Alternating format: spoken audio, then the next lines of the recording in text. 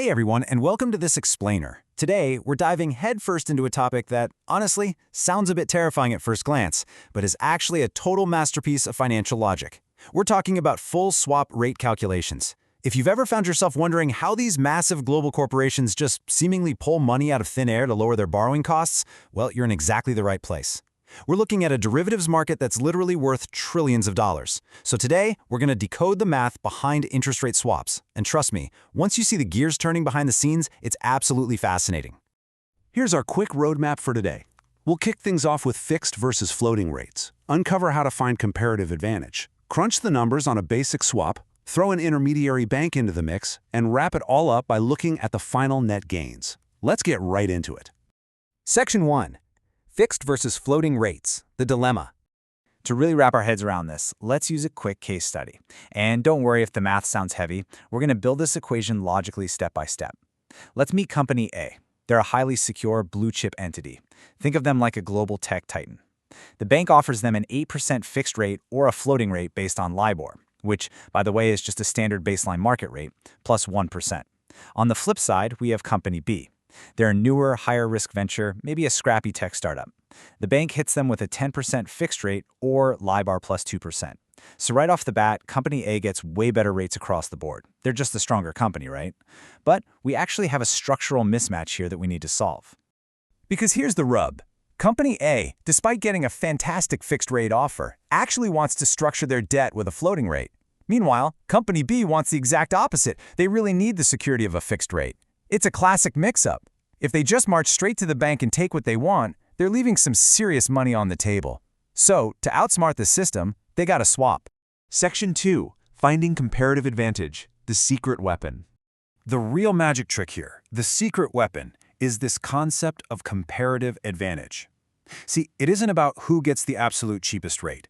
We already know Company A is cheaper everywhere.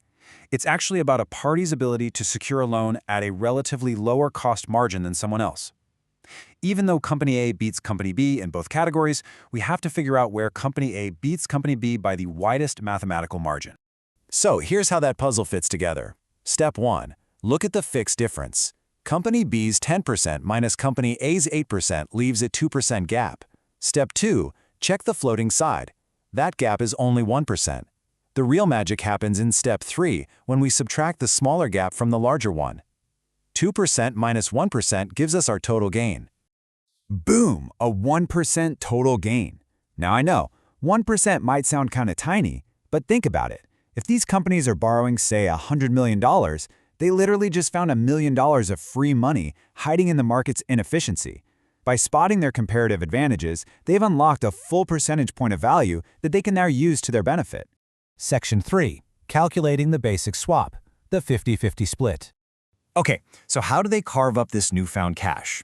Well, in a perfectly balanced world, it's a clean 50-50 split.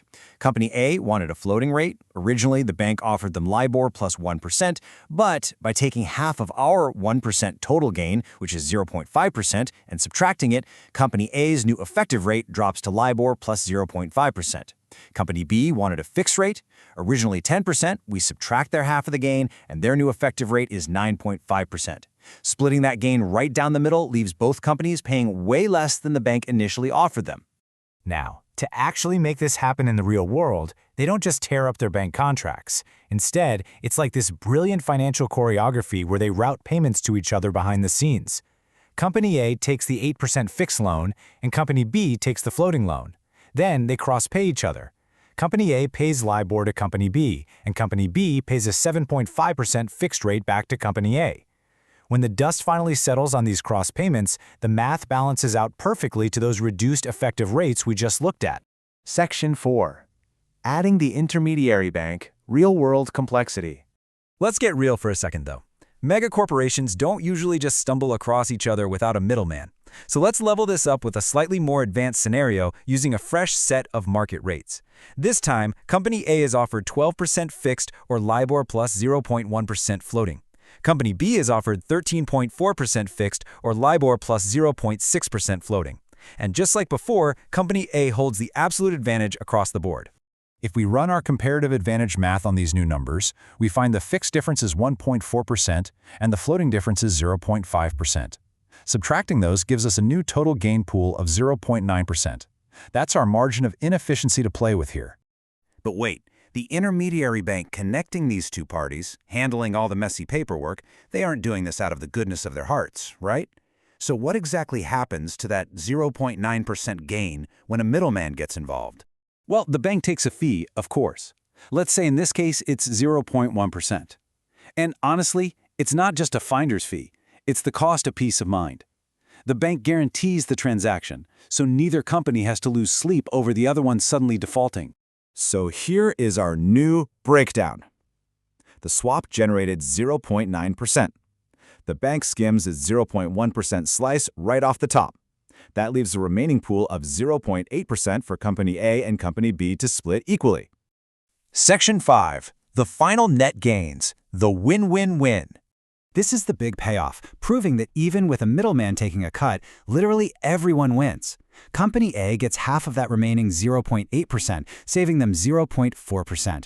Their final effective rate drops to an incredible LIBOR minus 0.3%. Company B also saves 0.4%, dropping their desired fixed rate down to an even 13%. And the bank? They earn a smooth 0.1% risk-free margin just for playing matchmaker.